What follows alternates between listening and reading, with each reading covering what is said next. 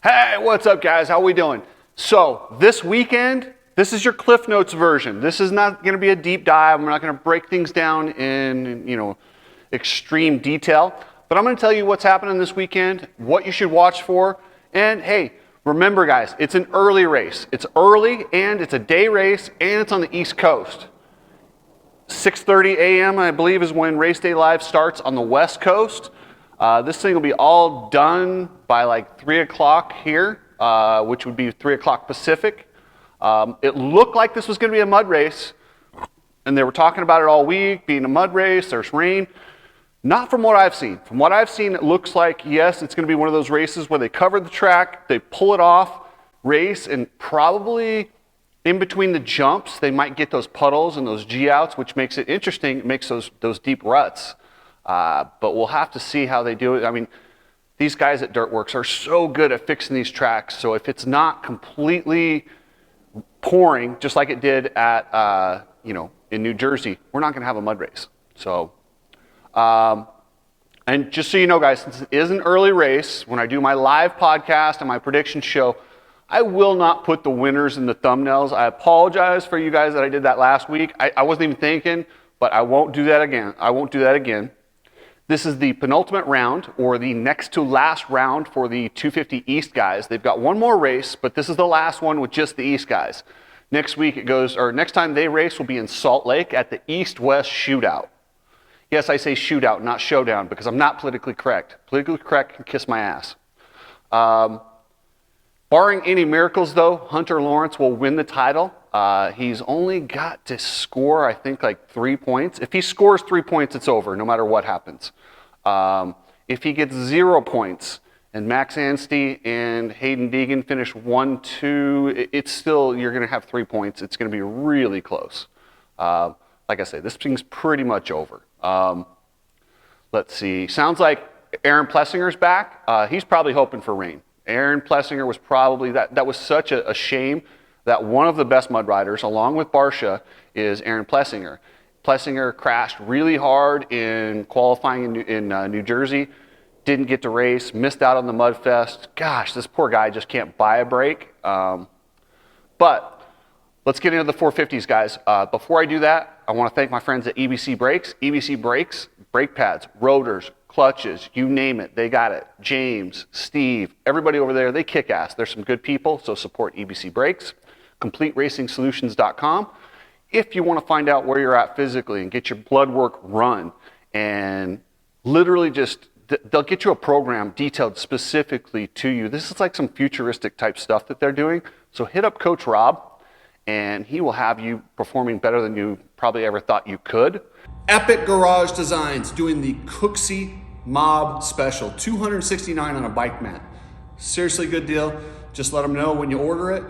You need people like me so you can point your fucking fingers and say, that's the bad guy.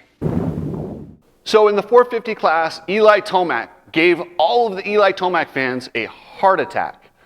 He had that big crash on the opening lap of timed qualifying where his hand just flew off the bars. What I think happened is he's relaxed, he's not charging, the Supercross suspension is super aggressive, and he didn't hit it with the authority that he probably normally would, and it made his hand come off.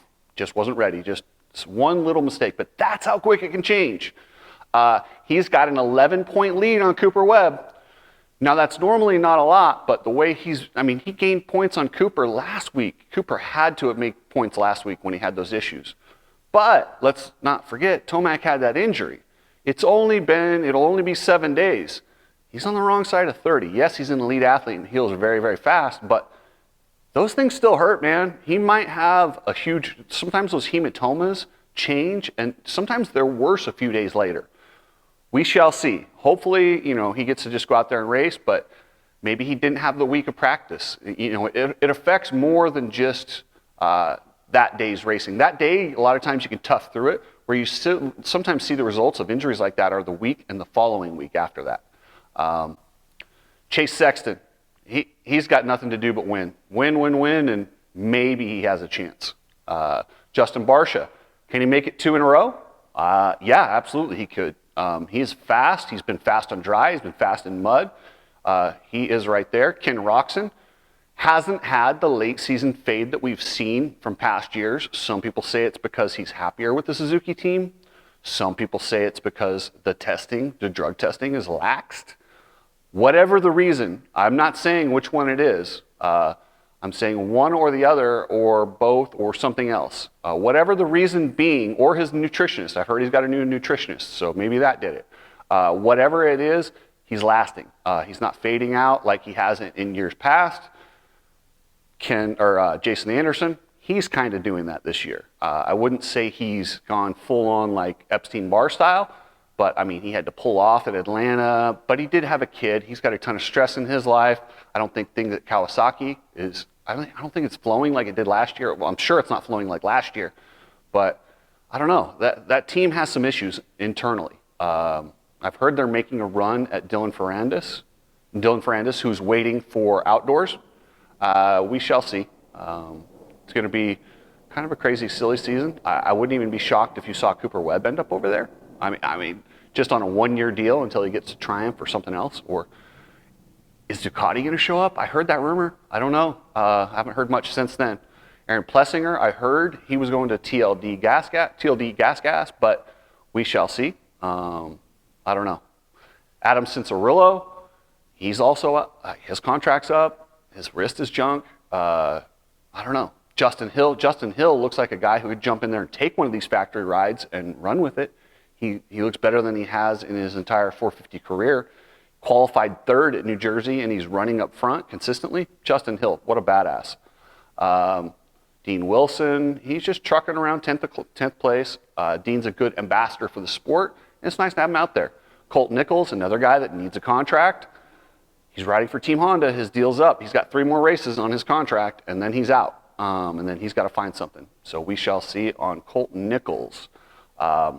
Shane McElrath had his best 450 career race ever last week in New Jersey in the mud. Will that help him in the dry? Only this weekend we'll find out. So, all right, guys, let's get into the 250s now. So this 250 class, it's pretty much over. Hunter Lawrence has a 49-point lead. The remaining available points are 52. So if Hayden Deegan goes 1 here and 1 in Salt Lake, that means Hunter Lawrence has only got to score 3 points in 1 of 2 rounds, which seems like a no-brainer. You never know. And can Hayden really win 2 in a row? I mean, he's never actually won. He might win this weekend, but to say he's got to win 2 in a row, doubtful. Doubtful, that's all I'll say. Deegan fans, you're going to freak out on me and say, no, it's a lock, he's going to win. No, he's not. Hunter Lawrence is going to get crowned.